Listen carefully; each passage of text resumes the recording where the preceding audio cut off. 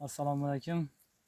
Meva daraxtlarga qiziqadigan aka-ukalar, opa-singillar.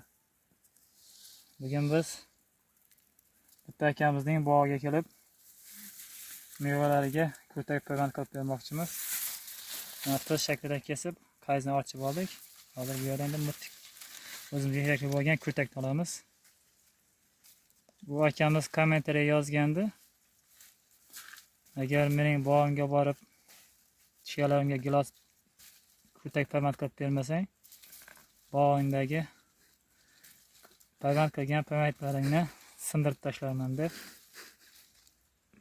Shunga shuning bog'iga keldik hozir. Mana shunaqa kurtakni olamiz. Mana bu yoqlarni olib tashlaymiz, bizga kerak yo'q. Mana orqasi sal yo'g'roq bo'lsa, yo'nib yuboramiz. Qattisini olish kerak, shuning uchun biz jallarga olib borib qattisini olib tashlaymiz kerak joyini. O'sha akamizning gapiga kirib, mana keldik, mana shu holatda olinadi. Orqasi mana shunaqa qattiq joy qolishi ozgina.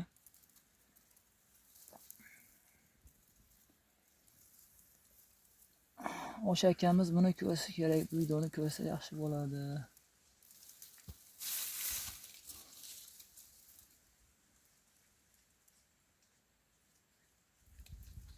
Albatta bu hazil o'zimizning tanish akalarimizdan biri edi u.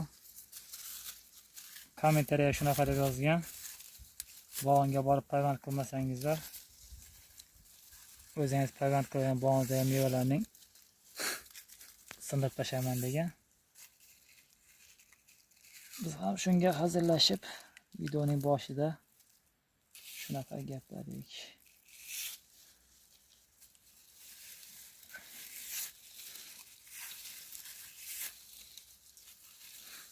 Mana kurtagini o'rab yubormagan holatda paketni tortib o'raymiz. Mana shu kurtaga shikast yetmaslik kerak. Paket o'rash jarayonida mana uzilib ketdi.